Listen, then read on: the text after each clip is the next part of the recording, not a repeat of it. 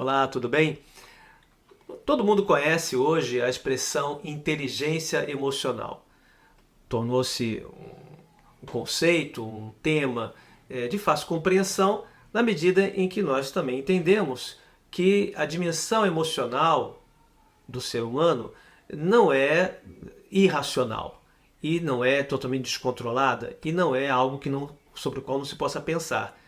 A inteligência emocional consiste justamente numa integração das emoções na nossa própria autocompreensão, na nossa capacidade de crescer, de aprender, de ensinar. Então, a inteligência emocional é hoje um conceito conhecido e utilizado por muitas pessoas.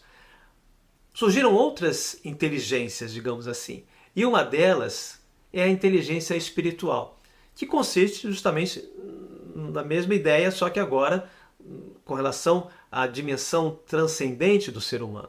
Quer dizer, nós somos inteligentes, ou seja, nós somos conscientes, nós podemos pensar e podemos falar sobre a espiritualidade, sobre o transcendental, sobre o mistério, sobre o sagrado, sobre toda essa vida, vamos dizer assim, que não está restrita à religiosidade, porque também há uma espiritualidade, vamos dizer assim, não religiosa ou não filiada a uma igreja, a espiritualidade humana que transborda tudo, né? Há mesmo uma chamada espiritualidade dos ateus, na medida em que também, desse ponto de vista, se pode falar sobre questões que não estão restritas a uma ciência empírica, não estão restritas a uma disciplina de conhecimento tradicional, mas nos lançam para outras questões, para além daquilo que é tangível, daquilo que é verificável.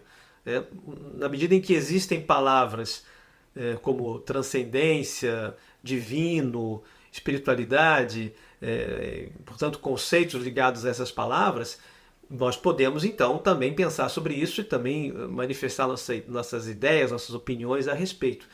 Tudo isso está num livro que eu publiquei pela Editora Autêntica e que faz parte de uma coleção chamada O Valor do Professor.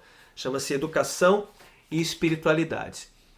Cada um dos seus 30 capítulos vai falar justamente sobre questões que não são as questões, né, verificáveis pela ciência tradicional, né? Porque, por exemplo, falar sobre divindade, sobre espírito, sobre eternidade, sobre meditação, superstição, sincretismo, símbolos, religiões, sagrado, mistério, milagre, são temas que frequentam a filosofia, mas também ultrapassam o âmbito filosófico e nos lançam não só para a teologia, mas para todo o pensamento humano que se abre para o indizível, para aquilo que não se pode medir, para aquilo que não se pode pesar. Pois bem, toda essa realidade que para alguns não existe, existe na medida em que nós também a investigamos, sobre a qual nós falamos, sobre a qual nos conversamos. Na educação, nós não podemos extirpar essa dimensão humana, essa dimensão religiosa ou espiritual que está presente na sociedade, né?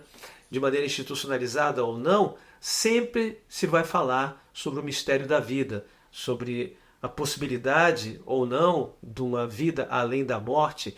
Todos esses temas não precisam ser tratados de maneira fanática ou de maneira reativa. Não preciso negar isso. Como uma pessoa desenvolve a sua inteligência espiritual, eu posso simplesmente abordar essas questões com um pouco de dúvida, com um pouco de receio, mas ao mesmo tempo com curiosidade. Pois bem, é sobre esses temas e com essa perspectiva que eu gostaria que nós trabalhássemos o tema da educação e da espiritualidade, que não é exatamente ensino religioso, inclui o ensino religioso, mas também transborda, ultrapassa as questões religiosas. Então fica essa ideia. Vamos trabalhar a nossa inteligência espiritual, vamos pensar de maneira responsável, de maneira não fanática, de maneira dialogal, ouvindo também o que as outras pessoas pensam, as experiências das outras pessoas, para que esse tema não seja um tabu, mas seja também uma ponte para o nosso crescimento como professores, como pessoas que gostam de pensar e de aprender. Até mais.